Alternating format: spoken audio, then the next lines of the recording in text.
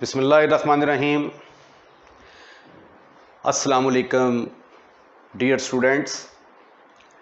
आज हम एक्सरसाइज 3.1 के क्वेश्चन नंबर 11 से ऑनवर्ड जो है वो स्टार्ट करेंगे।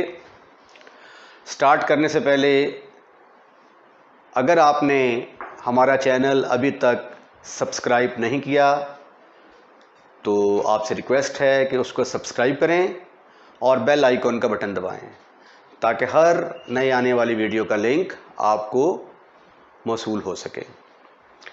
तो डियर स्टूडेंट, क्वेश्चन नंबर 11 का आगाज़ करते हैं। स्टेटमेंट ये है कि ए क्यूब की कीमत निकालनी है आपने और ए आपको गिवन है। अब ए क्यूब निकालने के लिए पहले मुझे ए स्क्वायर निकालना पड़ेगा। ए स्क्वायर बराबर होगा ए इंटू ए के।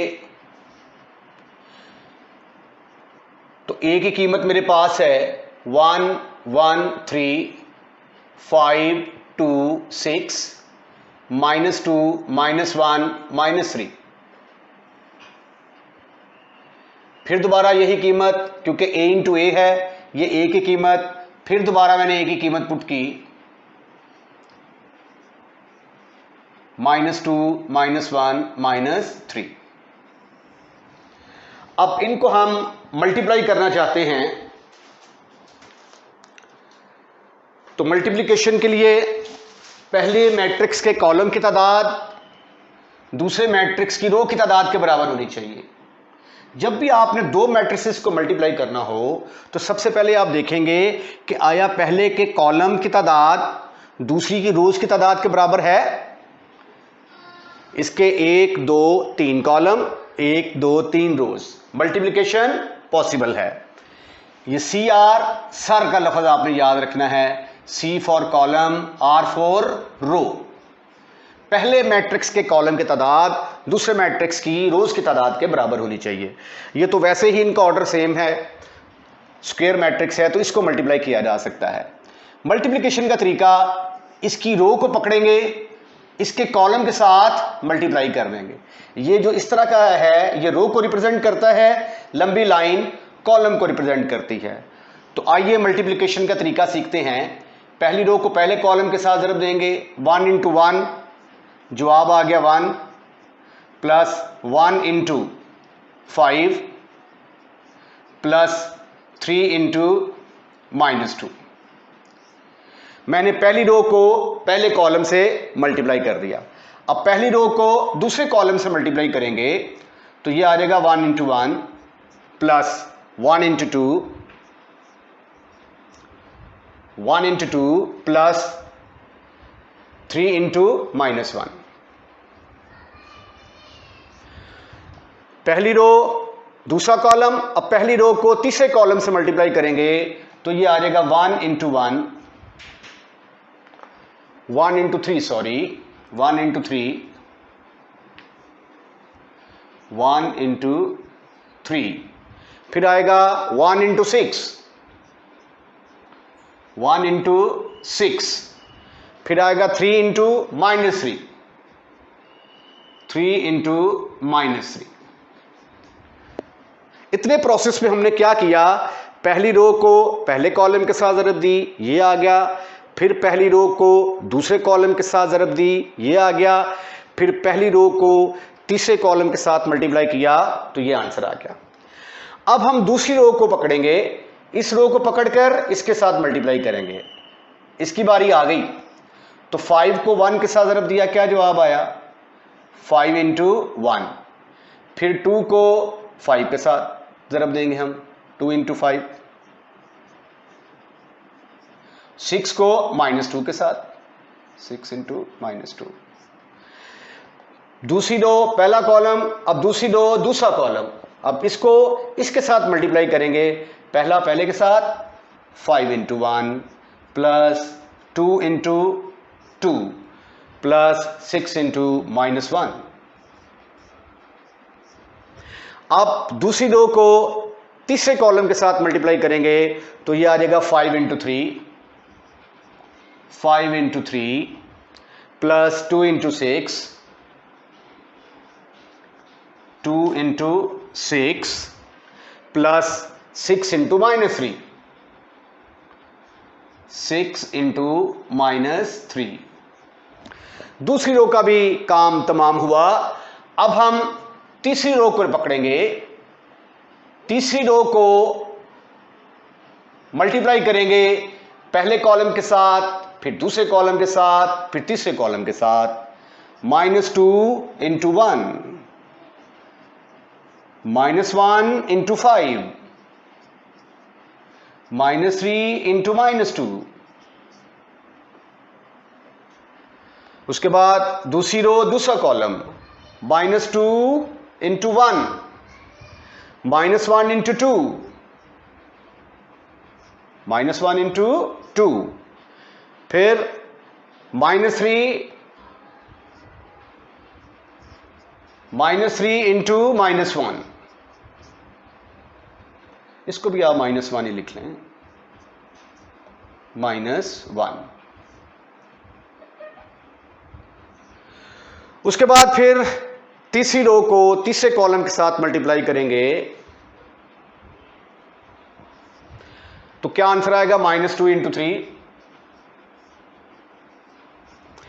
फिर प्लस -1 है, -1 किससे मल्टीप्लाई होगा? 6 के साथ, और फिर -3 किससे मल्टीप्लाई होगा? -3 के साथ। तो ये था दो मैट्रिसेस को मल्टीप्लाई करने का तरीका। अब हम इसको सिंप्लीफाई करके देखते हैं क्या आंसर आता है।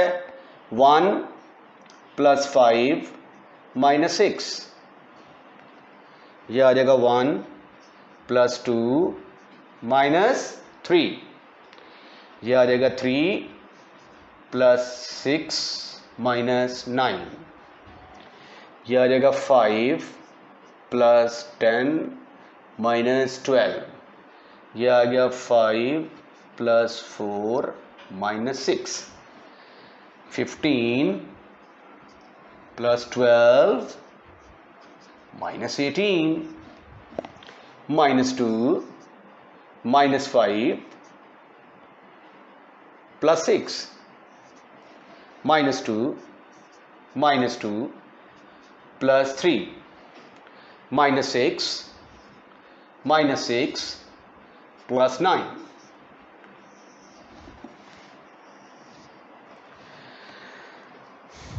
This is further equal to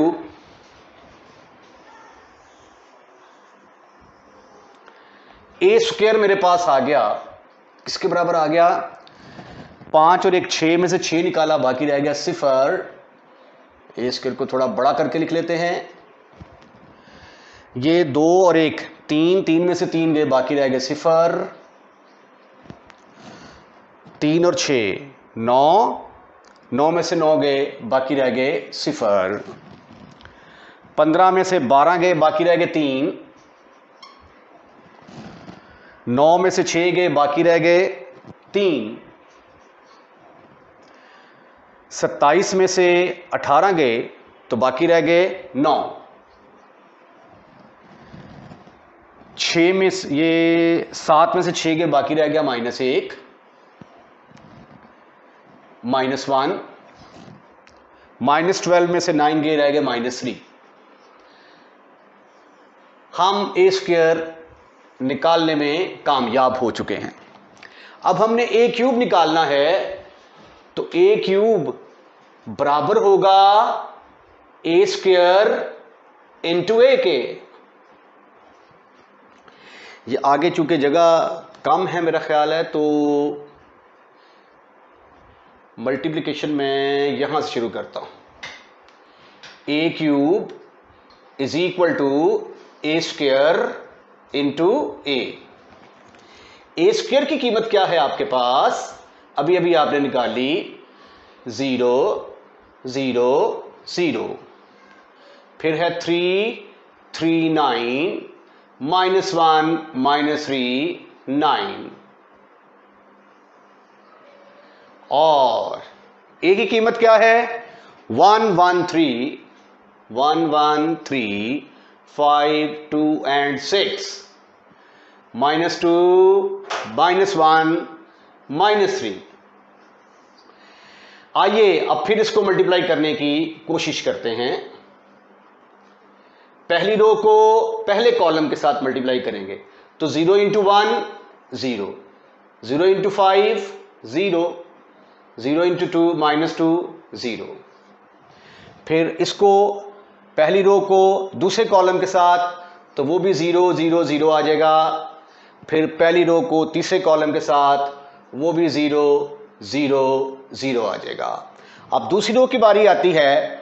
3 को 1 के साथ ज़रब दिया 3 आ गया। 3 को 5 से मल्टीप्लाई करेंगे 15 -9 2 18। अब दूसरी रो को दूसरे कॉलम के साथ तो ये आ जाएगा 3 1 3, 3 2 6, 9 1 -9। अब तीसरी रो को दूसरी रो को तीसरे कॉलम के साथ मल्टीप्लाई करेंगे 6, इसको थोड़ा सा जरा लिख लें, 3 6 -3।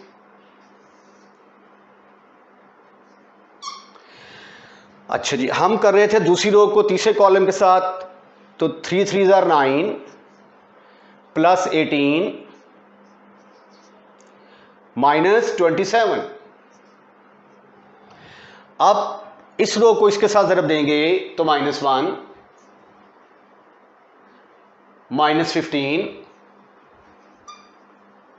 -18 -1 -15 -18।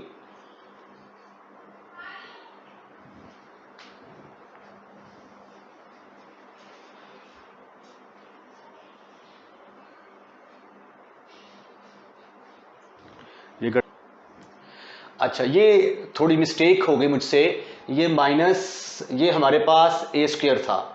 a² की कीमत है हमारे पास 0 0 0 3 3 9, फिर -1 -1 -3 थी। ये रो गलत लिख दी मैंने, -1 -3। तो अब जो है इसको मल्टीप्लाई करता हूं, ये -1 तीसरी रो को पहले कॉलम के साथ -1 -5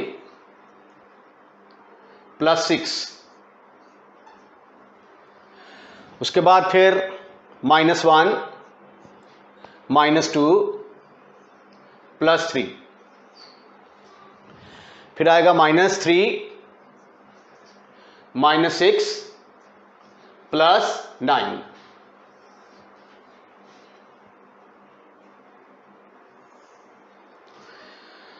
यहां पे आ गया ये भी 0 0 0।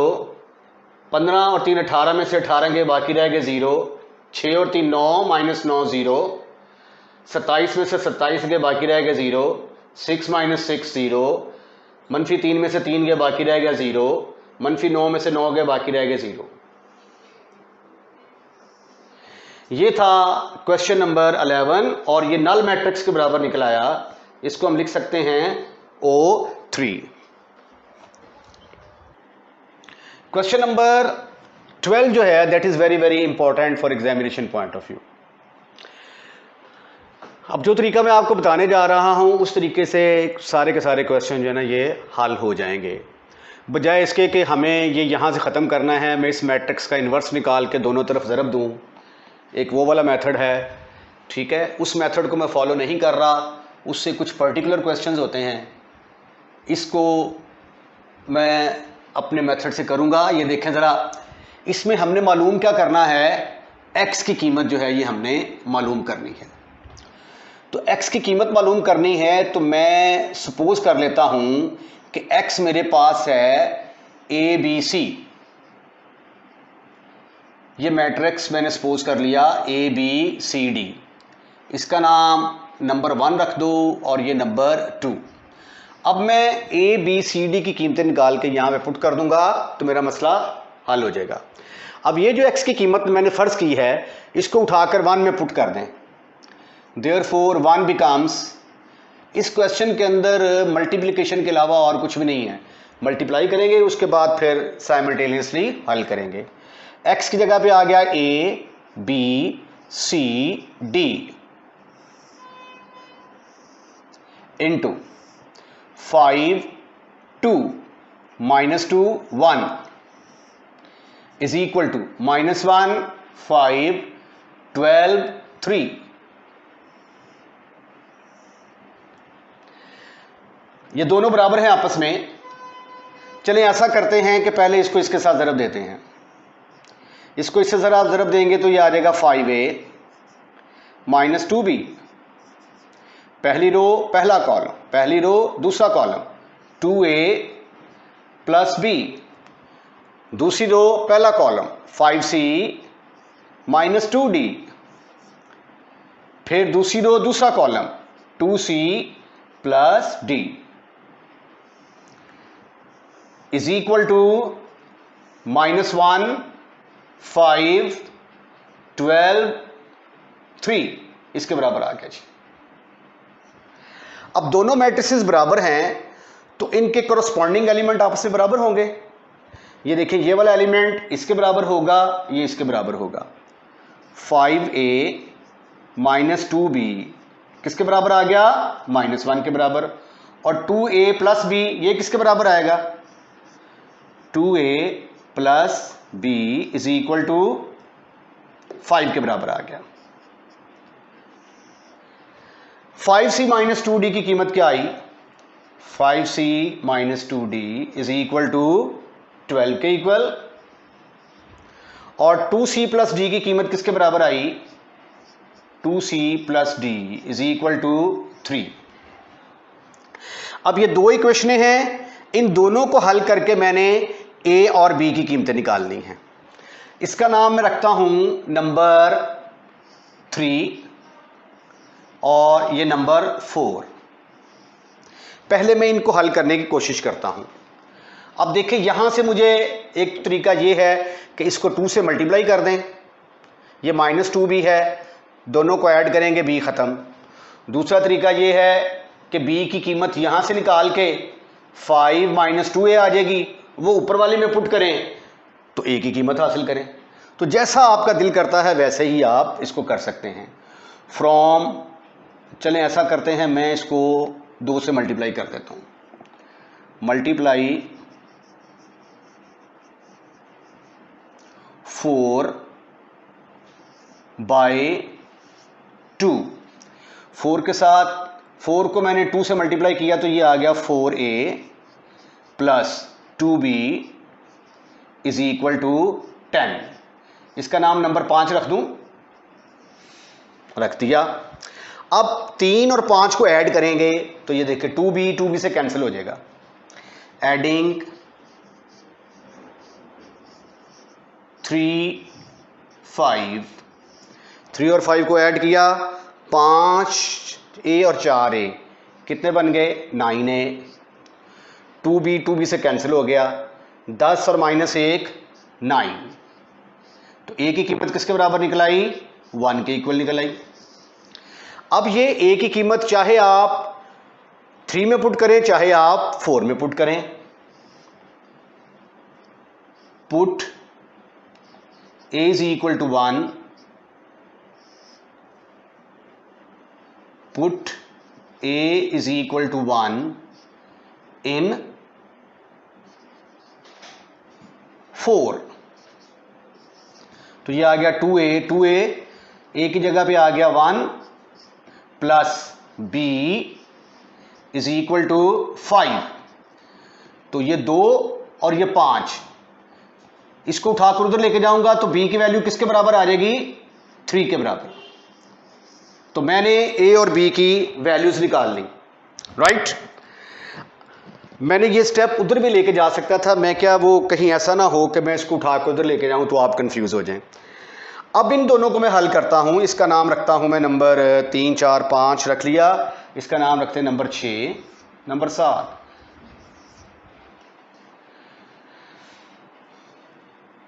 अब दूसरा तरीका, मैंने पहले इसको क्या किया था? 2 से मल्टीप्लाई कर दिया था। इसको भी आप 2 से मल्टीप्लाई करके ऐड करेंगे, d खत्म हो जाएगा। या फ्रॉम 7 दोनों तरीके में एक ही सवाल में डिस्कस कर सकता हूं, फिर चाहे इस तरीके से निकाल लें या इस तरीके से निकाल लें। फ्रॉम 7 डी किसके बराबर आया 3 - 2c, इसका नाम रखते हैं नंबर 8। इसको पुट कर दें। अब इसमें से कीमत निकालनी है, 6 में से पुट कर दें। 6 में पुट करेंगे 5c आएगा। 5c - 2 इंटू डी की जगह पे आ गया 3 - 2c is equal to 12।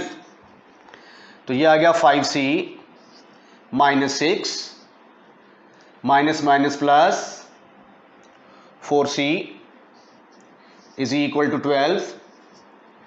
9c is equal to, ये 6 उधर जाके पॉजिटिव हो जाएगा, 12 और 6 18 के बराबर आ गया। तो यहां से c की कीमत किसके बराबर निकल आई, c की कीमत 2 के बराबर निकल आई। c निकालने में आप कामयाब हो गए। अब हमने ये c की कीमत 8 में पुट कर देते हैं। पुट इन 8 में पुट करेंगे तो d किसके बराबर आएगा, d is equal to 3 - 2 into 2, तो ये आ गया 3 - 4 विच इज इक्वल टू -1। तो d की कीमत -1 के बराबर आ गई। अब आपने देखें a b c d की कीमतें निकाल ली, a b c d की कीमतें निकल आई आपके पास। अब x किसके बराबर था, a b c d। Put the values of, put the values of a b c d। एक जगह पे क्या आएगा, a की कीमत निकाली मैंने 1, b की कीमत निकाली 3, c की कीमत निकाली 2 और d की कीमत -1। तो ये था x जो कि आपने कैलकुलेट करना था। अब हम अगला क्वेश्चन करते हैं। क्वेश्चन नंबर 12 का सेकंड पार्ट देखें। इससे पहले जो मैंने स्टेटमेंट लिखी थी ना, तो क्वेश्चन नंबर 12 का फर्स्ट पार्ट ने लिखा था, ठीक है, वो क्वेश्चन नंबर 12 का फर्स्ट पार्ट था। अब ये क्वेश्चन नंबर 12 का सेकंड पार्ट है। हम फर्ज कर लेते हैं, इसमें भी आपने x ही निकालना है। हम फर्ज कर लेते हैं कि let x is equal to ABCD, इसका नाम रखते हैं नंबर 2। Therefore 1 becomes, 1 क्या बनेगी, 5 2 -2 1। x की जगह पे आ गया ABCD is equal to 2 1 5 10। The proof is exactly on the same line as I have done in the previous question। पहले मल्टीप्लाई करें इसको तो ये आ जाएगा 5a plus 5a plus 2c, पहली रो को पहले कॉलम के साथ, फिर 5b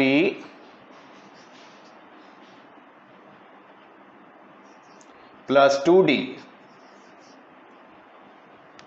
फिर -2a plus c -2b plus d is equal to 2 1 5 10।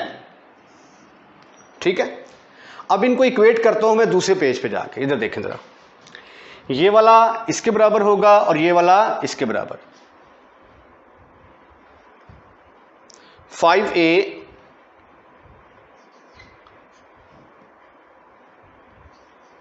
Plus 2c is equal to 2 -2a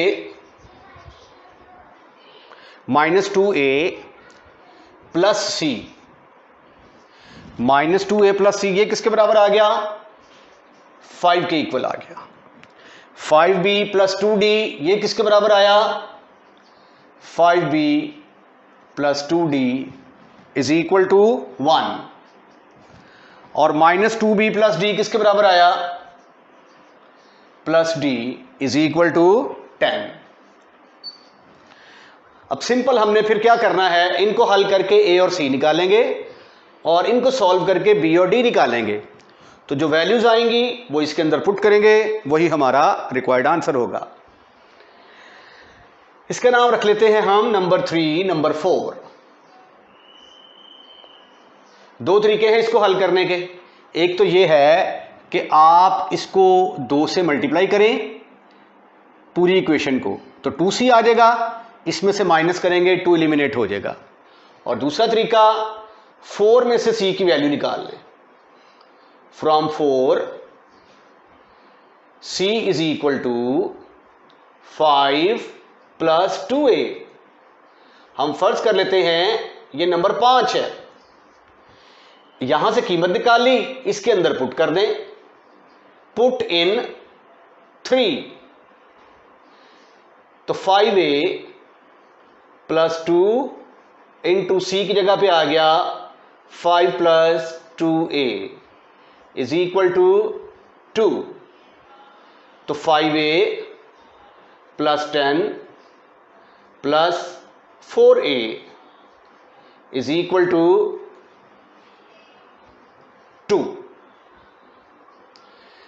4 और 5 कितना बन गया, 9a इज इक्वल टू 2 में से 10 गए, बाकी कितने रह गए, -8। तो a किसके बराबर आ गया, -8/9।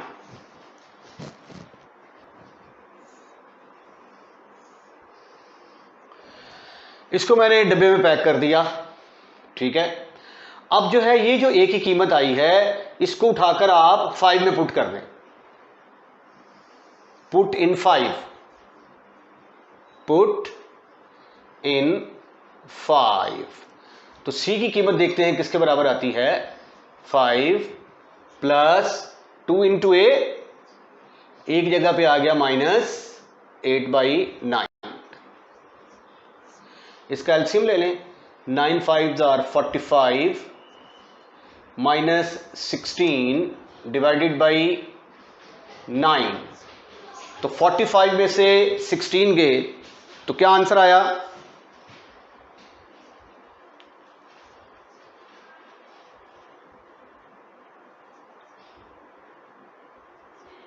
$29। तो 29/9 ये मेरे पास c की वैल्यू निकल आई। अब आइए इनको हल करने की कोशिश करते हैं। इसका नाम रखते हैं नंबर 6 और ये नंबर 7 आ गई। फ्रॉम 7 में से d की कीमत मैंने निकाली, किसके बराबर आई, 10 प्लस 2b, इसका नाम मैंने नंबर 8 रख दिया। अब ये d की कीमत उठाकर आप 6 में पुट कर दें, put in 6, you will get 5b plus 2 into 10 plus 2b is equal to 1। तो 5b plus 20 plus 4b is equal to 1। तो ये टोटल कितना बन गया जी, आप 5 और 4 9, 9b is equal to 1 minus 20 minus 19, 9 के साथ डिवाइड किया तो b की कीमत आ गई -19/9। अब इसको उठाकर कहां पुट करेंगे, 8 के अंदर, तो वहां से d मिलेगा, पुट इन 8, तो d is equal to 10 minus plus 2 into b की जगह पे आ गया -19/9। एलसीएम लिया इसका 90 माइनस 38 डिवाइडेड बाई 9। 90 में से अब 38 माइनस करें तो 10 में से 8 गए, बाकी रह गए 2।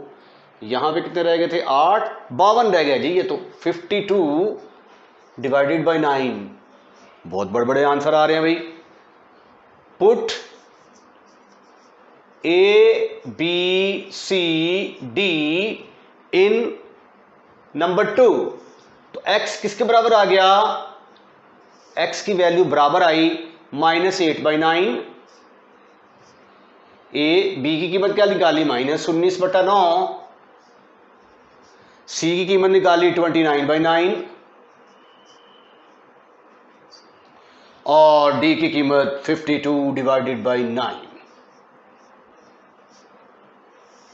ये था क्वेश्चन नंबर 12 के सेकंड पार्ट का सॉल्यूशन। इसके साथ ही आज का लेक्चर ऑफ करते हैं। अपना ख्याल रखिएगा।